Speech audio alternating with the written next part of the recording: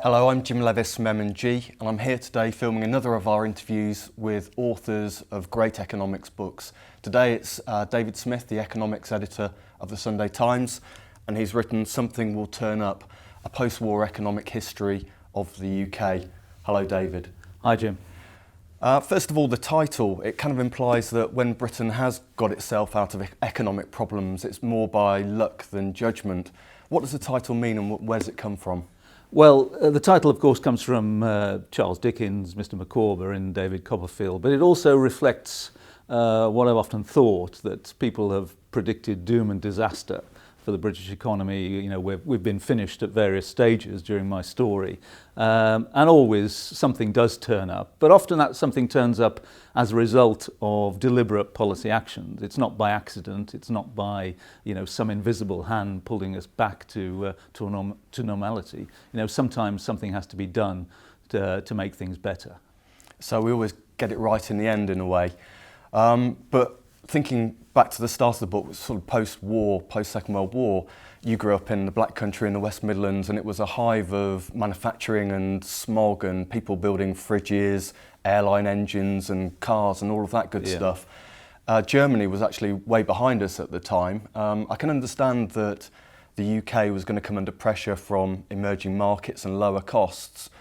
But how did Germany manage to survive that, whereas the UK manufacturing industry completely disappeared in that area? It's a very good question. I think the answer is that we were prey to incredible complacency. I mean, when I was growing up, as a child, UK manufacturing was going to be there forever. We really did think we were the best in the world, and we used to think that, I remember my father saying to me when I asked him why we were trying to join what used to be the EEC, and he said it's so we can sell them things, and so there was this belief in UK manufacturing.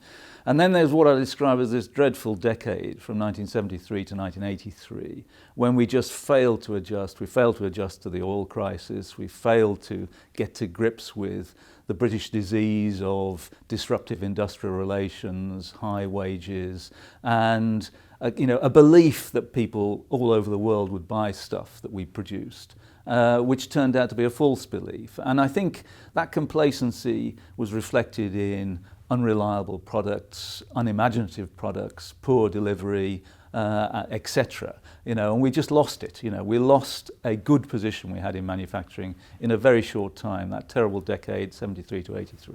One of the things you say in the book also is about the importance of the pound to economic policy in the UK, and maybe, say any account of the British economy sooner or later comes back to the pound.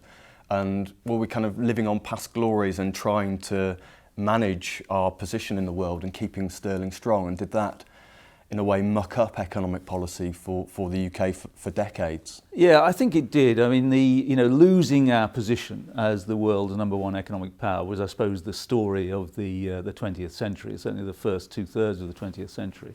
And you think back, as you say, some of those episodes, like the run-up to the 1967 devaluation, economic policy could have been a lot different in the period after 64, and perhaps even before 64, if there wasn't the obsession with avoiding devaluation. The 1976 IMF crisis, I mean, the main reflection that we were in trouble was that sterling was under tremendous pressure, and then we had to have the humiliating bailout.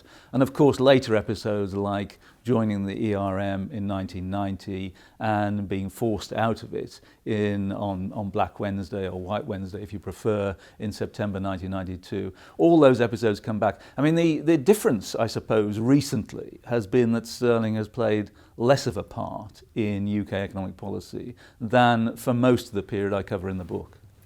I mean, thinking of some of the policy areas that you do cover in the book, I'm thinking back at the Barber boom, which sounds quite incredible that didn't come under more scrutiny, or the markets didn't take even more fright at the time. It's hard to imagine a more gasoline-fueled expansion of the UK economy over that period. Can you talk a bit about that and how it came to happen and how we got away with such a budget? Yeah. Well, what happened in that period, particularly 1972, 1973, was this enormous expansion in the money supply. And one or two people, like the late Alan Walters, were warning about that this was dangerous, it was inflationary, and so on.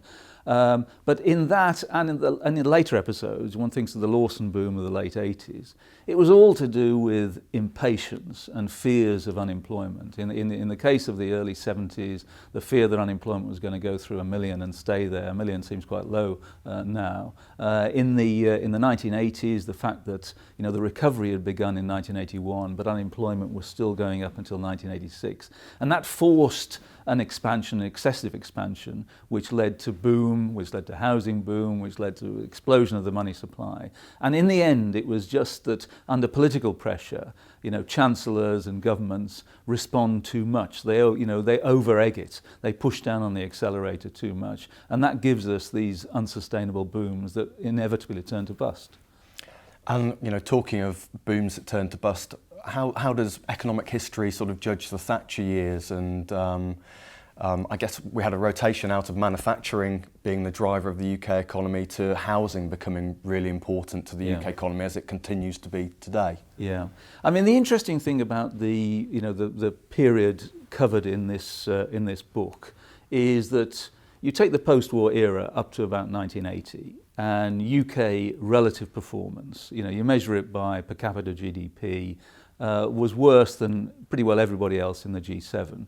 In about 1980, it becomes better than everybody else in the G7. And a lot of that is to do with the reforms adopted by the Thatcher government. So on the micro side, on the supply side, reducing the power of the unions, making the labour market more flexible, abolishing exchange controls, attracting inward investment, more productive inward investment, all of those are very positive things.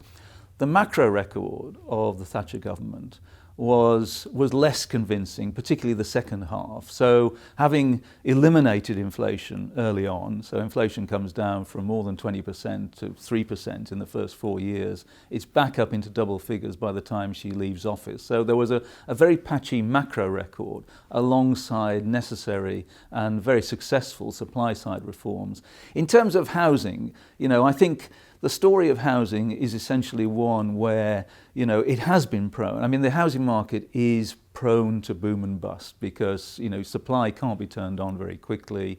If you have low interest rates, if you have demand, if you have the supply of mortgages that became liberalised in the 1980s, then you're almost guaranteed to have those booms and busts. And, maybe we haven't really gone away from that.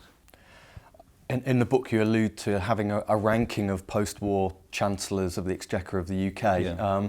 Do you want to share with us who comes top and who comes bottom over the period? Yeah, I mean, all of them have got, none of them were complete losers, as it were. You have to be pretty good to be Chancellor of the Exchequer. And it's unfortunate that, two of them who did significant things, and I'd say Nigel Lawson and Gordon Brown. Nigel Lawson in the sense of widespread tax reform, being in some ways the sort of intellectual heart of the monetarist experiment and all those supply side changes, ended with a boom that inevitably would turn to bust. So that mars his record. In the case of Gordon Brown, the inheritance was not great, even though important things were done, most notably Bank of England independence. I think the steady ones are, in the end, the ones who are most successful. Now Geoffrey Howe, took over in 1979, introduced some very significant changes, reducing the top rate and basic rate of income tax, abolishing exchange controls, and most importantly, leaving a legacy for his successor, Nigel Lawson, which I think was a very healthy one. Inflation had come down, the economy was growing, and we were set fair for a strong rest of the 80s. In the end, it was too strong. The other one I'd mention, so I'd put Howe top of my list. The other one I'd mention, I don't know where I'd necessarily place him, would be Alistair Darling. Alistair Darling took over in the summer of 2007, just as the crisis was breaking. And I think he was a very good, steady hand during that crisis. I mean, it could have been a lot worse, I think, with a different chancellor. Who ranks worse? Well, you've mentioned Anthony Barber. Dennis Healey, I don't think, comes out terribly well. I mean, you know, being Chancellor at a time of the humiliating rescue of the IMF, which could have been avoided. I mean, the mistake made in the 1970s was to try and expand our way out of the oil crisis, and we see one or two echoes of that in the Labour leadership battle at the moment. So I think, you know, so Healey would come pretty near the bottom, even though he's a robust and attractive character, I think. Great. So looking forward, there are probably some reasons to be cheerful that some of the mistakes of the past possibly won't be made again. I mean, you mentioned the independence of the central bank, which is a kind of control on what governments can do. UK ranks pretty highly in the international competitiveness rankings.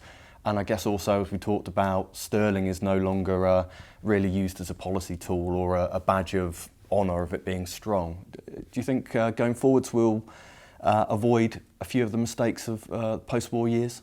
Well, we'll always make mistakes. You know, you'll never get beyond that. And you know, the mistake in the run-up to the crisis. You know, but you think about the period known as the Great Moderation before the crisis.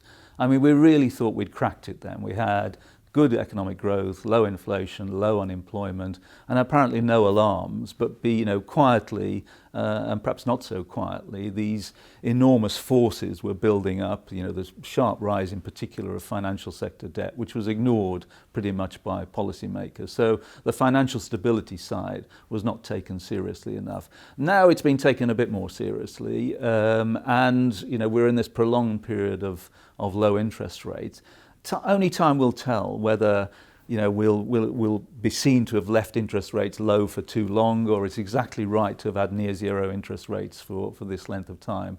But I think I am more confident about the future. I mean, one of the big changes, certainly post Bank of England independence, you know, we moved from a period where interest rates had to be forced up very suddenly in response to runs on sterling. You know, so I recount in there that, you know, when I worked for the Times before I moved to the Sunday Times, one of the earlier months I was there, you know, we started the month with base rate, bank rate at 9.5%. We ended it with it at 14%. Now, you just don't imagine those kind of changes now. These days, you have 9 people in a room, decide quietly, you know, whether they're going to raise interest rates by a quarter point or cut them by a quarter point. And it's been a very, very controlled period. Now, if that continues, you know, that makes you confident.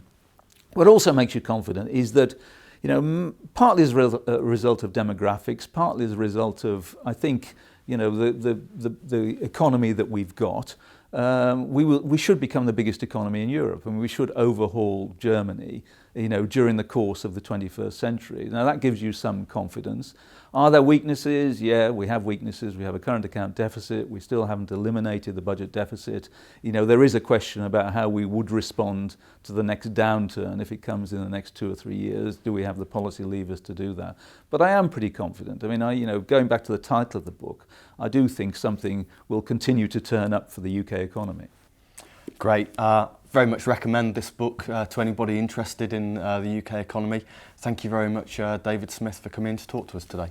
Thank you, Jim. Thanks for inviting me.